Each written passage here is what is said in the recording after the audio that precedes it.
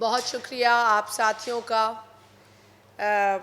یہاں ہماری press conference کور کرنے کے لیے آپ کی تشریف آوری پر آپ کا شکریہ ادا کرتے ہیں۔ آپ نے دیکھا ہے کہ گزشتہ چند روز سے پاکستان کے اندر جو سیاسی ایکٹیویٹیز ہیں وہ خاصی گرم ہیں اور پولیٹیکل انگیجمنٹ بہت زیادہ ہے لوگوں کی ایک دوسرے کے ساتھ۔ سب سے پہلے تو الیکشنز کا عمل جب پورا ہوا تو اس کے بعد اوتھ ٹیکنگ تھی اور قومی اسمبلی کے اراکین نوٹیفیکیشن کے بعد اوتھ کا انتظار کر رہے تھے تاریخ کے اعتبار سے، لیکن چونکہ جو صدر پاکستان کی کرسی پر براجمان ہیں انہوں نے پاکستان کے آئین کو اس طرح کی اہمیت نہیں دی جس کے اندر ان کی ذمہ داریاں درج ہیں، اور اخلاقی طور پر آئینی طور پر یہ بہتر ہوتا کہ اگر وہ جو وقت درکار ہے اوتھ لینے کا اس کے متعلق اپنی ذمہ داری کو پورا کرتے۔ بہرحال آئین میں کافی ایسی پروویژنز ہیں جو نیشنل اسمبلی کو ہوسٹیج ہونے سے روکتی ہیں، اور یہ 1973 کے آئین میں شہید ذوالفقار علی بھٹو نے ہی لکھی تھیں کہ الیکشن ہونے کے 30ویں روز اوتھ لیا جائے گا۔ ایک ڈکٹیٹر ضیاء نے 1985 میں وہ شک اڑا دی، اور پھر جب 18ویں ترمیم ہوئی تو ایک بار پھر جمہوری پسند جمہوریت میں یقین رکھنے والے جو ڈیموکریٹس تھے انہوں نے مل کر وہ شک دوبارہ آئین میں ڈال دی، اور فرق صرف یہ تھا کہ اس وقت 30ویں روز تھا، اب 21ویں روز ہے۔ لیکن صرف آپ کو سمجھانے کی بات یہ ہے کہ جب جب ڈکٹیٹرز یا آمرانہ سوچ کو موقع ملا انہوں نے اس آئین سے وہ شکیں نکالی ہیں جس سے کہ اس ملک کے جمہوری ادارے مضبوط ہوتے ہیں۔ تو الحمدللہ بے شک آج جو صدر ہیں انہوں نے اپنی ایک اسی آمرانہ سوچ کے تسلسل کو سوچا کہ میں ایکسرسائز کروں، لیکن وہ بھول گئے کہ اس آئین میں جو پروویژن اب موجود ہے وہ اسمبلی کو ہوسٹیج ہونے نہیں دے گا، یرغمال بننے نہیں دے گا۔ لہٰذا آپ نے دیکھا کہ اوتھ پھر 21ویں روز کے بعد آئین میں یہ ہے کہ اگر وہ نہ بلائیں اسمبلی صدر صاحب تو آپ نے اوتھ تو لینا ہے۔ تو شکر ہے خدا کا کہ یہ شورٹی ہمارے پاس تھی اور ہمارا اوتھ بھی ہوا۔ اس کے بعد آ جاتے ہیں کہ جی پرائم منسٹر صاحب کا الیکشن ہوا پیپلز پارٹی نے، جیسے آپ کو پتہ ہے کہ ہم نے عددی اعتبار سے آپ کے سامنے یہی بات ہوئی تھی کہ جو عددی اعتبار ہے اس حساب سے ہم کام کریں گے، اور ہم سمجھتے ہیں کہ جو جماعتیں ہیں جن کے پاس زیادہ نمبرز ہیں وہ اس عہدے پر بیٹھ سکتی ہیں۔ ہم سے جو بات کرے گا ہم ان سے بات کرنے کو تیار ہیں۔ اس ملک کو استحکام کی ضرورت ہے، معاشی استحکام کی، سیاسی استحکام کی۔ ہمارا کل بھی یہ کہنا تھا، آج بھی یہ کہنا ہے، on the floor of the house بھی ہم نے یہی بات کی ہے۔ اور کل آپ نے دیکھا کہ پاکستان پیپلز پارٹی کے چیئرمین جناب بلاول بھٹو زرداری صاحب نے جو اپنا پہلا خطاب کیا ہے اس 16ویں قومی اسمبلی میں، تو اس میں انہوں نے بڑی اہم باتیں کی ہیں۔ سب سے پہلے تو آپ تمام ساتھی اس بات کے گواہ ہیں کہ بلاول صاحب نے جو کل تقریر کی ہے وہ بہت ہی میں سمجھتی ہوں سلجھی ہوئی تقریر تھی، بہت اس میں وزڈم تھا، اس میں بہت جو ایک ویژنری آپ کہہ سکتے ہیں کہ باتیں تھیں، ان کی ویژن تھا۔ پہلے بھی تقاریر ہم پہلے بھی سن رہے تھے اسی فلور پہ، باوجود اس کے کہ جس دن الیکشن تھا اسپیکر صاحب کا اور ڈپٹی اسپیکر صاحب کا، اس دن تقاریر جو تھیں وہ الیکشن پروسیس کے بیچ میں نہیں ہونی تھی، لیکن ایاز صادق صاحب نے اسپیکر کی کرسی سنبھالتے ہی فلور دے دیا، جبکہ اس رولز کی کتاب میں لکھا ہے کہ 10(1)(9) جو رول ہے وہ اسپیکر کے الیکشن کا ہے، اور 10(1) میں لکھا ہے immediately after the election of the speaker the election for deputy speaker will be held۔ تو بیچ میں تقریر کا مرحلہ نہیں تھا، لیکن اس میں بھی تقریریں آئیں۔ بہرحال بلاول صاحب کی تقریر سے میں سمجھتی ہوں، بشمول میرے تمام لوگوں نے اس بات کو فیل کیا کہ اس میں پرائیورٹیز تھیں۔ بلاول صاحب نے جو بھی باتیں کی اس میں جو بنیاد تھی یا جو ایپی سینٹر تھا ان کی تقریر کا، وہ عوام کے مسائل تھے، وہ عوام کی اس وقت کی جتنی تکالیف ہے ان کا ذکر تھا، اور آگے بڑھنے کے لیے ہمیں کیا کیا کرنا چاہیے وہ بلاول صاحب نے بہت کلیئرلی بتایا۔ انہوں نے باتوں کو جو ہے وہ ہیرا پھیری نہیں کی، لفاظی کی ہیرا پھیری نہیں کی، بڑی کلیئرٹی سے بات کی۔ انہوں نے یہ بھی کہا کہ میں نے پچھلی جو اسمبلی ہے اس میں جو اپنی تقریر کی تھی، جس میں میں نے سینئر اراکین کے حوالے سے یہ کہا تھا کہ جو پرانی سیاست یا پرانی روایات ہیں ان کو ختم کر کے مثبت سوچ کے ساتھ ہم آگے بڑھیں، ایسی فضا قائم کریں کہ ہم ایک دوسرے کا احترام کر سکیں، اور ہمیں اتنی ایک انڈرسٹینڈنگ ہو کہ ہم عوام کے مسائل کے لیے بیٹھ کر ان کا حل نکال سکیں۔ تو پاکستان پیپلز پارٹی کے چیئرمین نے کل ایک بار پھر ان باتوں کو دہرایا ہے جو انہوں نے پچھلی اسمبلی کے اجلاسوں میں کہی ہے، اور اس نئی اسمبلی کے فورم پر پہلی تقریر کرتے ہوئے بلاول صاحب نے افسوس کا بھی، شدید افسوس کا اظہار کیا۔ انہوں نے کہا کہ جس وقت پہلے تقاریر ہوئی ہیں ان سے قبل، جو کہ پرائم منسٹر کی تقریر تھی ان کے الیکشن کے بعد، اور پھر قائد حزب اختلاف کی تقریر تھی، ان دونوں تقاریر کو ہم سن نہیں پائے کیونکہ قومی اسمبلی کے فلور پر بہت شور و غل تھا، بہت ڈسٹربنس تھی، اور دونوں جانب سے ہونے والی باتیں جب عوام نے نہ سنی ہوں تو عوام کو بھی تشویش ہوتی ہے کہ یہ کس وجہ سے قومی اسمبلی میں بیٹھے ہیں۔ اتنی بڑی ایکسرسائز الیکشن کی ہوتی ہے، قطع نظر اس میں ہماری کیا ریزرویشنز ہے یا ان کی کیا ریزرویشنز ہے یا جو بھی، لیکن ایک ایکسرسائز الیکشن کی ہوتی ہے۔ اس ایکسرسائز کے بعد ہم اوتھ لینے کے لیے منتظر ہوتے ہیں۔ آئین کے مطابق ہم انتظار ہی کرتے رہے کہ صدر صاحب ڈیٹ کو اناؤنس کرے، لیکن بالآخر ڈیٹ جب اناؤنس ہوتی ہے آٹومیٹکلی آئین میں جو درج ہے ہم اوتھ لیتے ہیں، پھر وہاں پر بھی ہم شور و غل دیکھتے ہیں۔ ٹھیک ہے، احتجاج آپ کا حق ہے، کسی نے کسی کو احتجاج سے نہ روکا ہے نہ روکنا چاہیے۔ پیپلز پارٹی تو احتجاج پہ یقین رکھتی ہے، آئینی اور قانونی دائروں میں رہ کر ہم اپنا احتجاج کر سکتے ہیں اور اس کا ہمیں حق ہے، لیکن اسمبلی کے فلور کو جس طریقے سے اس کی توہین کی جا رہی ہے وہ قابل افسوس ہے۔ کل بلاول صاحب کی بات میں بہت زیادہ جو اہمیت آپ نے دیکھی ہوگی کہ انہوں نے دونوں تقاریر کو وزن دیا۔ انہوں نے کہا کہ جی ہمیں تو پرائم منسٹر کی تقریر بھی سننی تھی، ہمیں قائد حزب اختلاف کی تقریر بھی سننی تھی، لیکن جو اراکین تھے دونوں جانب سے انہوں نے اتنا ماحول جو ہے وہ اپنے نعروں سے اور شور و غل سے خراب کر دیا کہ ہم کچھ نہ سن پائے۔ تو یہ ماحول جو ہے یہ ہمیں ایسے عوامی فورمز پر ڈسکریج کرنے کی ضرورت ہے۔ ایک نوجوان لیڈر نے بڑی کلیئرٹی کے ساتھ اس ماحول کو ریجیکٹ کیا، اور آنے والی جتنی بھی نسلیں ہیں جو قومی اسمبلی میں بھی آئیں گی ان کے لیے بھی ان کا یہ میسج تھا کہ ہمیں اس فورم کو عوام کے مسئلوں کے لیے یوز کرنا چاہیے، عوام کے مسئلوں کے حل کے لیے استعمال کرنا چاہیے۔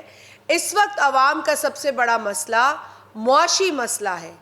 انہوں نے پاکستان پیپلز پارٹی کے جو عوامی معاشی معاہدہ ہے اس کے نکات آپ کے ساتھ شیئر کیے فلور آف دا ہاؤس. انہوں نے بتایا کہ کچھ سال پہلے تک جو قیمتیں کھانے پینے کی اشیاء تھیں اس کی قیمتوں میں کتنا زیادہ اضافہ ہو چکا ہے. آج لوگوں کو جو خاص طور پر ایک ایسے طبقے سے تعلق رکھتے ہیں جہاں پہلے ہی ان کے لیے مہنگائی بہت عذاب ہے، اس طبقے میں ایک تشویش ہے، بلکہ متوسط طبقے میں بھی اب ایک تشویش ہے کہ ہم کس طریقے سے اپنا گزر بسر کریں گے، ہم کیسے اپنی پرائیورٹیز کو سیٹ کریں گے. ہمیں کھانا بھی کھانا ہے، ہمیں بچوں کو اسکول بھیجنا ہے، ہمیں بجلی کے بل دینے ہیں، ہمیں گیس کے بل دینے ہیں، ہمیں آفس جانا ہے، اسکول جانا ہے. ہماری ضروریات کیسے پوری ہوں گی؟ اور یہی وجہ ہے کہ قومی اسمبلی کے فلور پر عوام نے ووٹ دے کر منتخب کر کے ہمیں بھیجا ہے. وہاں پر یہ بحث بھی ہونی چاہیے کہ الیکشن میں کیا ہوا، لیکن صرف یہی بحث نہیں ہونی چاہیے کیونکہ ہمیں آگے بڑھنا ہے. ہم نے تو 2018 میں بھی اس بحث میں الجھنا مناسب نہیں سمجھا، ہم نے تو 2013 میں بھی اس بحث میں ملک کے کاروبار کو روکنا مناسب نہیں سمجھا، لیکن اپنا احتجاج کیا. ہم آج بھی اپنا احتجاج کر رہے ہیں. ہم آج بھی کہہ رہے ہیں جو بلاول بھٹو زرداری صاحب نے on the floor of the national assembly کہا کہ آئیے مل کر الیکشن ریفارمز پہ کام کریں، جوڈیشل ریفارمز پہ کام کریں. لیکن صرف حکومت نہ کرے، تمام لوگ کریں، اپوزیشن کے ساتھ بیٹھ کر کریں. جو لوگ اس وقت موجودہ وزیر اعظم کے حق میں نہیں ہیں وہ بھی اسمبلی کا حصہ ہیں اور وہ بھی بیٹھ کر کام کریں مل کر. یہ بات انہوں نے ایک ایسے موقع پر کی ہے جب پاکستان میں اور پاکستان کے لوگوں کو سنگین مسائل درپیش ہیں. یہ بات بھی درست ہے کہ بلاول بھٹو صاحب نے جس وقت اپنا منشور اور خاص طور پہ عوامی معاشی معاہدہ لوگوں کے ساتھ شیئر کیا، کئی ماہ پہلے وہ یہ باتیں کرتے نظر آئے تو اس وقت کوئی اور جماعت یہ بات نہیں کر رہی تھی. یہ خوشی کی بات ہے کہ ان کے اس معاشی معاہدے سے 80% چیزیں آج دیگر جماعتیں دہرا رہی ہیں اور یہ اچھی بات ہے کیونکہ یہ پرائیورٹیز عوام کی ہیں. بلاول صاحب نے یہ تمام پرائیورٹیز عوام کی تکلیف، ان کے مسائل کو دیکھ کر اپنے اس معاشی پروگرام کا حصہ بنائے ہیں. وہ یہی چاہتے ہیں کہ جو آج حکومت بنا رہے ہیں وفاق میں وہ ان مسائل کو دیکھیں اور ان کو حل کریں. انہوں نے اپنے منشور اور اپنے اس معاشی معاہدے کے اندر سے ہی جو تجاویز ہیں وہ شیئر کی. انہوں نے ایک اہم تجویز کا ذکر کیا. جو وفاقی وزارتیں ہیں 17 کے قریب ایسی وزارتیں ہیں جن کی ڈپلیکیشن صوبوں میں ہے 18ویں ترمیم کے بعد، اور یہ ذہن ماننے کو تیار نہیں کہ جب یہ وزارتیں صوبوں میں ہیں تو ان کا وفاق میں کیا کام. 18ویں ترمیم کے بعد کئی ایسی وزارتیں ڈبل کام کر رہی ہیں، کوآرڈینیشن بھی نہیں نظر آتی. آپ کو بھی پتہ ہے کہ یہاں پر ایک فگر ہوتا ہے، اسلام آباد میں دوسرا فگر ہوتا ہے. آپ کوآرڈینیشن بھی نہیں کر پا رہے پراپرلی، آپ ہم آہنگی بھی نہیں ڈیولپ کر پا رہے ہیں. ایک کی سٹیٹمنٹ جو ہے وہ نارتھ کی طرف ہے، دوسرے کی ساؤتھ کی طرف ہے. تو یہ بہتر ہے کہ آپ اس کھینچا تانی کو روکیں، بیجا اخراجات کو کم کریں، ان 17 وزارتوں کو ختم کر کے صرف ایک آئی پی سی جو انٹر پروونشل کوآرڈینیشن کی اسلام آباد میں وزارت ہے اس کے ذریعے کوآرڈینیشن بہتر کریں اور اس ڈپلیکیشن کو ختم کریں. کیونکہ اس ڈپلیکیشن کے اندر 328 ارب روپے خرچ ہو رہے ہیں.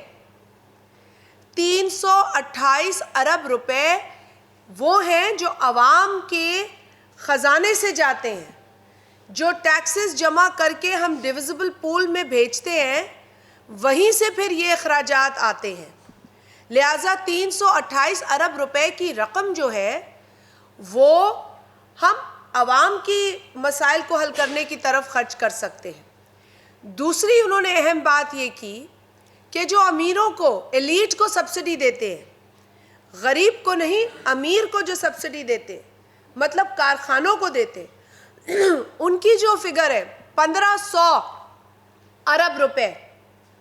اب یہ 1500 ارب روپے بھی اگر آپ ڈائیورٹ کر دیں کسان کو، کسان بھی خوشحال، اس کی کاشت بھی خوشحال، اس کی کنٹریبیوشن بھی پاکستان کی اکانومی کو بہتر مل سکتی ہے۔ تو یہ نہیں ہے کہ پیسہ آپ کے سسٹم میں نہیں ہے۔ بلاول صاحب نے بتایا پیسہ آپ کے پاس ہے، اس کو صرف ری ڈائریکٹ کرنا ہے، آپ نے اس کی صرف سمت درست کرنی ہے۔ اور کل بلاول بھٹو صاحب نے یہ بات نیشنل اسمبلی کے فلور پر ہمارے جو نئے پرائم منسٹر ہیں جناب شہباز شریف صاحب، ان کی موجودگی میں کہی ہے۔ ان کو پیپلز پارٹی کی طرف سے یہ تجاویز دی ہیں انہوں نے۔ اور ایک اور انہوں نے بڑی اہم بات کی جو تھی ٹیکس کلیکشن کے اعتبار سے۔ بلاول صاحب نے کہا کہ جو جی ایس ٹی آن سروسز ہے، جو صوبے کلیکٹ کرتے ہیں، وہ کلیکشن ایف بی آر سے کہیں بہتر ہے، کیونکہ وہ اپنا ٹارگٹ میٹ بھی کرتے ہیں اور ٹارگٹ سے آگے بھی کلیکٹ کرتے ہیں، تو وہ آؤٹ پرفارم کرتے ہیں ٹیکس کلیکشن کے اعتبار سے۔ اور اگر آپ ایف بی آر کی پرفارمنس دیکھیں تو وہ خاصی خستہ پرفارمنس ہے، بری پرفارمنس ہے۔ ہر حکومت یہ ضرور کہہ دیتی ہے کہ ایف بی آر کو بہتر کرے، اسے ریفارم کرے، لیکن صحیح معنوں میں ہوتا نہیں۔ اور اب وقت آ گیا ہے کہ ایف بی آر کو بہتر کیا جائے، اس کی کلیکشن پہ وہ غور کرے، اپنی پرفارمنس پہ غور کرے۔ جب صوبے اچھا پرفارم کر سکتے ہیں تو یہ ایف بی آر کیوں نہیں اچھا پرفارم کر سکتا؟ اور اس پر بھی بلاول صاحب نے ایک بڑی اہم تجویز دی ہے۔ گو کہ پاکستان کے آئین میں جو جی ایس ٹی آن گڈز ہے وہ وفاق کلیکٹ کرتی ہے، لیکن چونکہ صوبوں کی پرفارمنس ٹیکس کلیکشن میں بہت اچھی ہے، تو بلاول صاحب نے یہ تجویز دی ہے کہ آپ اس ٹیکس کو بھی صوبوں کے حوالے کریں کہ وہ آپ کو کلیکٹ کر کے دے۔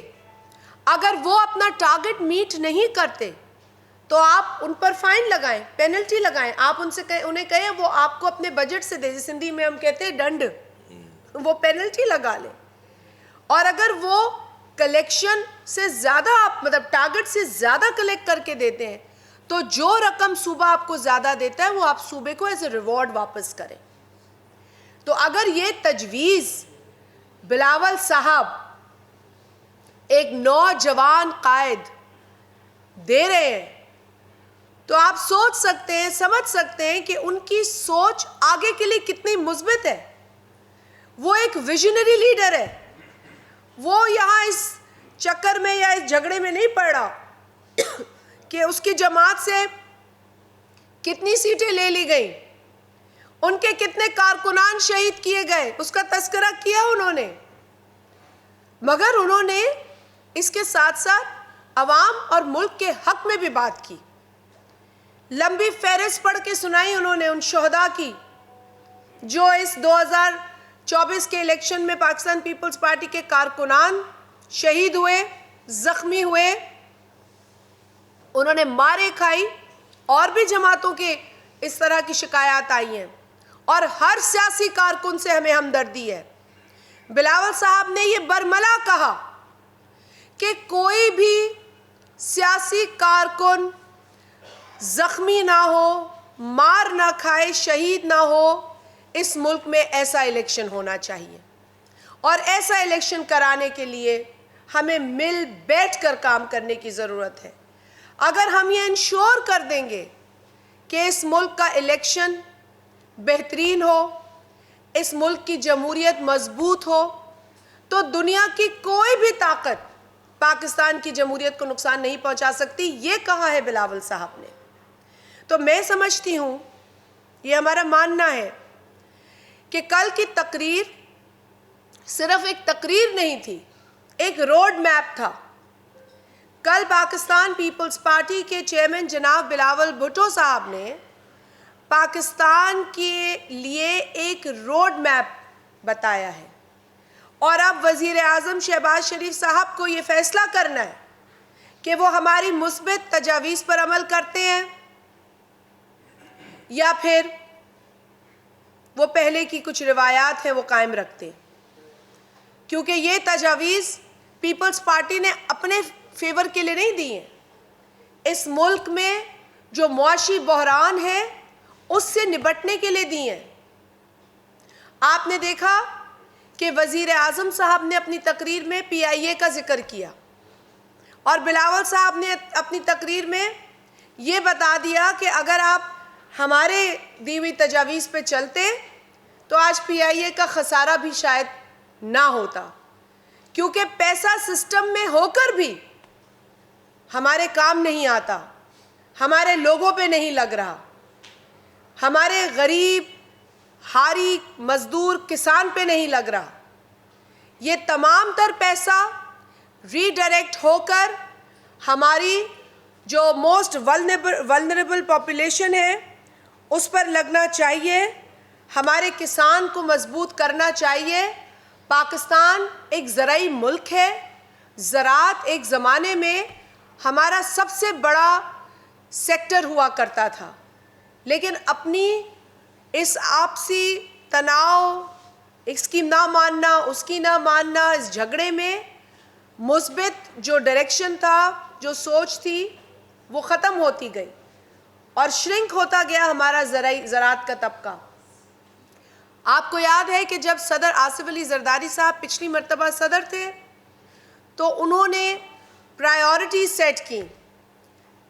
زرداری صاحب نے ایگریکلچر کو پرائیورٹی رکھا، اور انشاءاللہ تعالیٰ وہ ایک بار پھر صدر کا منصب سنبھالنے کے بعد انہی پرائیورٹیز پر کام کریں گے۔ پاکستان کے ٹریڈ پر جو انہوں نے گراؤنڈ تیار کیا وہ اپنی ایک خود مثال ہے۔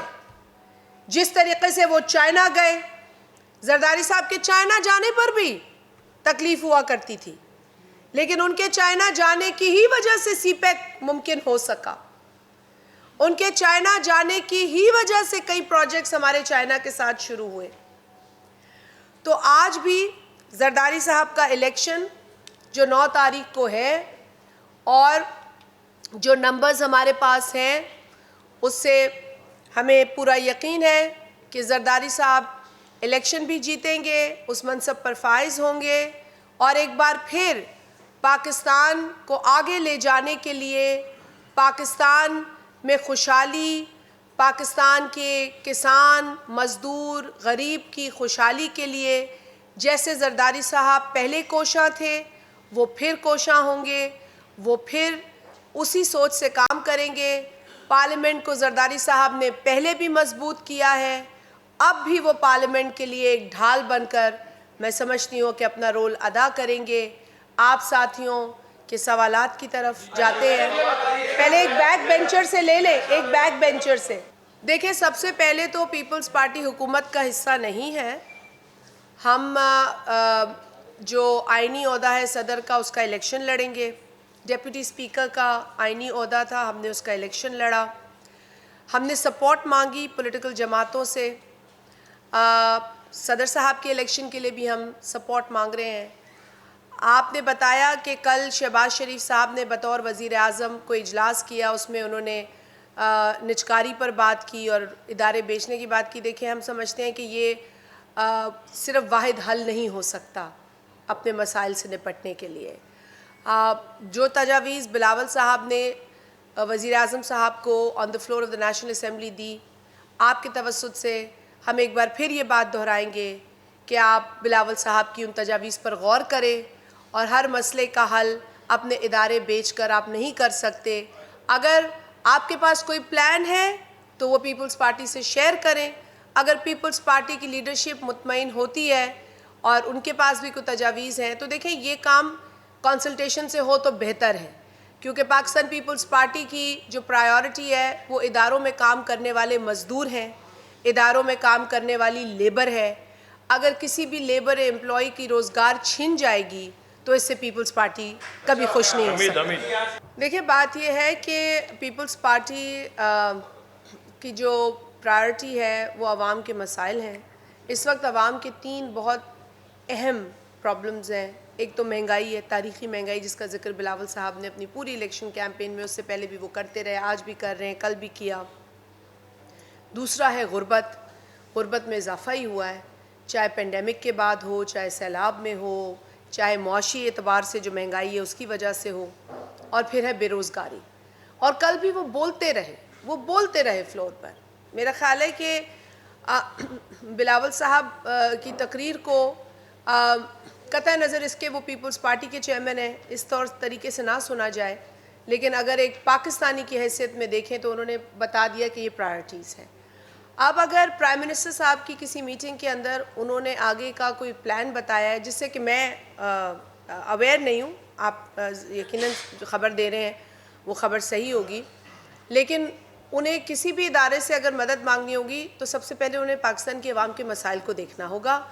میں سمجھتی ہوں کہ وزیر اعظم صاحب ضرور پیپلز پارٹی سے اور دیگر جماعتوں سے بات کریں گے، اور کرنی بھی چاہیے، کیونکہ الٹیمیٹلی کسی بھی انٹرنیشنل ادارے کے پاس جا کر جو کنڈیشنز ہوتی ہیں وہ عائد عوام پر ہوتی ہیں. اگر وہ کنڈیشنز پاکستان کی عوام کو مد نظر رکھ کر کی جائیں گی تو ہم بیٹھ کے بات کریں گے، لیکن اگر عوام کا اس میں کوئی بھی سٹیک نہیں ہوگا تو پھر یقیناً پیپلز پارٹی اپنے موقف کا اعلان کرے گی. نہیں، پچھلی دفعہ ایسے ہم نے نہیں کہا تھا. ہم تھے 16 مہینے کی حکومت میں، نہیں ہم تھے. دیکھیے 15-16 مہینے کی جو اتحادی ایک حکومت تھی جس میں پی ڈی ایم والے بھی تھے الگ، پیپلز پارٹی اس میں شامل تھی، 15-16 مہینے تھے، الگ الگ وزارتیں ہمارے پاس تھی، معاشی پالیسیز ہم نہیں ڈیسائیڈ کر رہے تھے، لیکن چونکہ ایک سنگین صورتحال کی پیش نظر حکومت میں بیٹھے تھے تو لہٰذا جو ذمہ داری ہمیں سونپی گئی تھی ہم اس پر سچے دل سے کام کر رہے تھے. آپ نے دیکھا جو منسٹریز پاکستان پیپلز پارٹی کے پاس تھیں اس میں چاہے وہ فورن منسٹری ہو، چاہے وہ کامرس ہو، کلائمیٹ چینج ہو، Benazir income support programme, poverty alleviation ہو، اور دیگر منسٹریز ہو، ہم نے اپنا کام بڑی محنت سے کیا، لگن سے کیا، لیکن جو معاشی پالیسیز تھیں اس میں ہم نہیں تھے شریک. ہم آج اس لیے کہہ رہے ہیں کہ آپ اگر ایک چیز شروع دن سے کر رہے ہیں، مطلب آپ کو ایک ڈے 1 سے گورنمنٹ ملے، تو پھر آپ کو اپنی پرائیورٹیز صحیح رکھنی چاہیے، جس کے لیے پیپلز پارٹی اپنا رول اس لیے ادا کر رہی ہے کہ ہم ہوم ورک کر چکے ہیں. ہمیں پتہ ہے کہ معیشت اس وقت کس نہج پر ہے، ہمیں پتہ ہے کہ اس وقت پرائیورٹی کیا ہونی چاہیے. بے شک حکومت ہمارے پاس نہ ہو، لیکن ہم پاکستانی ہیں، ہم تھوڑی چاہیں گے کہ کوئی انسان فیل ہو جائے اور ہماری معیشت فیل ہو جائے اور پاکستان فیل ہو جائے، خدا نخواستہ. ہم تو سہارا سپورٹ دیں گے اچھے فیصلوں کو، عوام کے حق میں جو فیصلے ہوں گے ان کو. ہم کبھی نیگیٹو کام نہیں کریں گے. کل یہی بات بلاول صاحب فلور پہ کہہ رہے تھے، وہ یہ بھی کہہ رہے تھے کہ اس فورم کو استعمال کریں، نیشنل اسمبلی کے اوپر بیٹھ کر آپ پاکستان کے مسائل کا حل نکالیں. آپ نے بات کی مینیفیسٹوز کی کہ پیپلز پارٹی کا مینیفیسٹو، دیگر جماعتوں کا مینیفیسٹو، بالکل سب مل کر بیٹھیں. ہم مل کر بیٹھنے کو تیار ہیں. ہم تو اپوزیشن کو بھی دعوت دے رہے ہیں جو اس وقت اور بات کر رہے ہیں اپنے احتجاج کی. کل بھی آپ کو پتہ ہے کہ اچکزئی صاحب کے گھر پر جو ریڈ ہوا اس کی مذمت بلاول صاحب نے کی، اور بلاول صاحب نے بالکل کہا کہ ایسے وقت میں اس طرح کی کارروائی شک و شبہات پیدا کرتی ہے، اور آنے والے جو پریزیڈنشل الیکشن جو ان کا کینڈیڈیچر ہے اس کے حوالے سے وہ ایک تشویش ہے، اور آپ متنازع بناتے ہیں ایسے پروسیس کو. تو یہ تو پیپلز پارٹی کے چیئرمین نے کہا. تو میں یہی کہہ رہی ہوں کہ ہم جو بات کر رہے ہیں وہ منصفانہ ہے، انصاف پر مبنی ہے، چاہے وہ معاشی معاملات ہوں، چاہے وہ آئینی معاملات ہوں، چاہے قانونی معاملات ہوں یا اسمبلی کے معاملات ہوں. اسمبلی کے رولز میں بھی بہت ساری چیزیں لکھی ہیں کہ ہمیں کیسے اسمبلی کو میں بیٹھنا چاہیے, کیسے کوئی ممبر تقریر کر رہا ہے تو بیچ میں لقمے نہیں دینے چاہیے, اسے ڈسٹریکٹ نہیں کرنا چاہیے, ہلڑ بازی نہیں کرنی, سب کچھ لکھا ہے اس کتاب کے اندر. اگر ہم یہ ساری چیزیں فالو کریں, اپنے اپنے منشور کی امپلیمنٹیشن کے لیے سچے دل سے کام کریں, تو پاکستان کی عوام انشاءاللہ تعالی خوشحال ہوگی. मूंखे त ॿई भाइर आहिनि, कंहिंसां विड़ाईंदो. हिकिड़ो सवाल कयो, सभिनी जा सवाल वठंदासीं. जी, बहुत अफसोस की बात है कि एक बुरी मिसाल से एक दूसरी नई बुरी मिसाल कायम करना. ना पहले की मिसालें अच्छी हैं जो आपने दी हैं, ना अब जो हो रहा है वो अच्छा है. ये उनका अपना फ़ैसला है, लेकिन मैं समझती हूँ कि जो आइनी पोजीशंस हैं, जो चीफ़ एग्ज़ीक्यूटिव का ओहदा है, पहले भी जिन लोगों ने कहा कि हम नहीं एक्सेप्ट करेंगे वो भी गलत थे, जो आज कह रहे हैं वो भी गलती कर रहे हैं. अल्लाह करे कि हम अपनी अना से ऊपर उठकर आवाम के मसलों के हल की तरफ जाएं और एक दूसरे के साथ बैठकर पाकिस्तान के अंदर जो महंगाई, गुर्बत और बेरोज़गारी है इसका हल निकाल सके. मैं इससे ज़्यादा क्या कहूँगी. जब बजट का देखें, अभी तो उन्होंने एक जो ग्राउंड ले किया है कि जी इधर इधर से आप पैसे को रीडायरेक्ट कर सकते हैं. ऐसा नहीं है कि पैसा सिस्टम में नहीं है, क्योंकि वज़ीर आज़म साहब ने अपनी तकरीर में खसारे का बहुत ज़िक्र किया. तो बिलावल साहब ने जब तकरीर की तो उन्होंने बताया कि खसारे को कैसे आप डील कर सकते हैं. ये मोटी मोटी बातें, इस पर आप अमल करें. मतलब अगर आप वजारतें कम कर देंगे तो क्या हो जाएगा. उन्होंने कहा हम तो वजारतों ले ही नहीं रहे, तो हमसे तो आपको वो हम ले लेते हैं आपसे 10-12 वजारतें, तो आप हमें तो वो वजारतें नहीं चाहिए. तो जो वो वजारतें हैं आप कहीं और देके और जो डुप्लीकेशन हो रही है वो ख़त्म कर दें. तो उन्होंने तो ये पेशकश की. और जहाँ तक आपने कहा बजट के अंदर प्रपोजल्स, वो हम देंगे भाई, हम बिल्कुल देंगे बजट प्रपोजल्स. वक्त आने पर हम कोशिश पूरी करेंगे कि आने वाले बजट में अपना हिस्सा डालें. जो हम इस हुकूमत को तजवीज़ दे सकते हैं, उनसे मनवा सकते हैं, उस कोशिश को हम जारी रखें. नहीं, कोई मुश्किलात नहीं है असल में, चूँकि एक के बाद एक मराइल आ रहे हैं. आपने देखा कि ये भी एक नई चीज़ ही हुई है कि सेनेट भी 11 तारीख को रिटायर हो रही है. अब वो नया सेनेट भी आना है. वैसे तो 60 दिन के अंदर इलेक्शन होता है सेनेट का, लेकिन जो रिवायत पाकिस्तान में रही है कि वो वक्त से पहले ही करा दिए जाते हैं. लेकिन इस वक्त काफ़ी चीज़ें एक साथ हो गई हैं.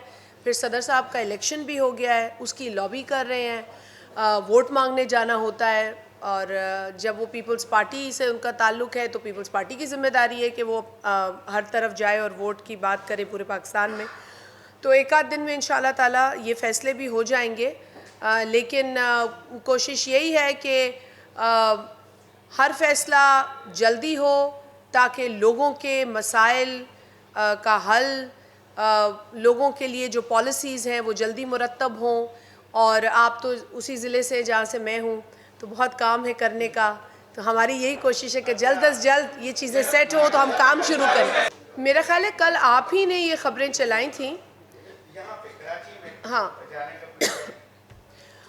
मुझे ये नहीं पता कि आज है या कल है, लेकिन आज साहब ज़रूर जो सियासी पार्टीज़ होंगी उनसे जाके बात की जाएगी. हमें अददी एतबार से वोट नहीं भी चाहिए हो तो अखलाकी तौर पर जाने में तो कोई हर्ज नहीं है, और पार्टी कर रही है राब्ते. खैर, अल्लाह ना करे कि आप की ख़तरनाक प्रेडिक्शन कभी भी आपकी ख़तरनाक प्रेडिक्शन पूरी हो. इस मुल्क के अवाम जो है उन्होंने दहशतगर्दी का भी सामना किया है और जाने देने से पीछे नहीं हटते पाकिस्तान के अवाम. और मेरा ख़्याल है आपको अपनी स्ट्रेंथ को अंडरमाइन नहीं करना चाहिए. कल बिलावल साहब ने फ्लोर ऑफ द हाउस एक ख़तरनाक साइफ़र का भी ज़िक्र किया और उन्होंने बताया कि उनके नाना शहीद जुल्फ़िकार अली भुट्टो ने ये कहा कि मैं पाकिस्तान के अहम राज अपने दिल में लेकर चला जाऊंगा और मैं मर कर कब्र में ले जाऊंगा, लेकिन किसी को नहीं बताऊंगा. ये थी वो शख्सियत. तो पाकिस्तान में ये जज्बा है और पाकिस्तानी ऐसे कुर्बानियों की कदर करते हैं. बेशक फिर कल किसी एक नादान वकील जो आ गए नेशनल असम्बली में, उन्होंने कहा हो कि भुट्टो नाम रखने से कोई भुट्टो नहीं होता. यकीनन भुट्टो एक सोच है, एक फ़लसफ़ा है, ये नाम नहीं है। तो जिन कम अक्लों को भुट्टो नाम लगता है, मैं समझती हूँ पहले वो जाके पढ़ें कि भुट्टो आइडियोलॉजी है क्या। मतलब ये है कि ये वकील नहीं, सारे उसके साथ नहीं मेरा है। ये ख्याल है कि आपका जो हाँ, तुम बताएं। तज्जिया है ना, वो तज्जिया ही उसकी बुनियाद ही नहीं सही थी। लेकिन फिर भी मैं आपके सवाल, मतलब मेरा जवाब, आपका एक ओपिनियन था, सवाल कम था। मेरा ओपिनियन ये है कि पाकिस्तान अल्हम्दुलिल्लाह बड़ी मुश्किलात से गुज़रा है, इस दौर से भी गुज़रेगा और इंशाअल्लाह ताला मिलकर पाकिस्तान को हम मजबूत करेंगे। मैं सबसे पहले तो आपको पता है कल बिलावल साहब ने कहा कि हम फॉर्म 47 और 45 नहीं, आवाम के खून पसीने, मेहनत और लगन और उनकी सपोर्ट से जीते हैं।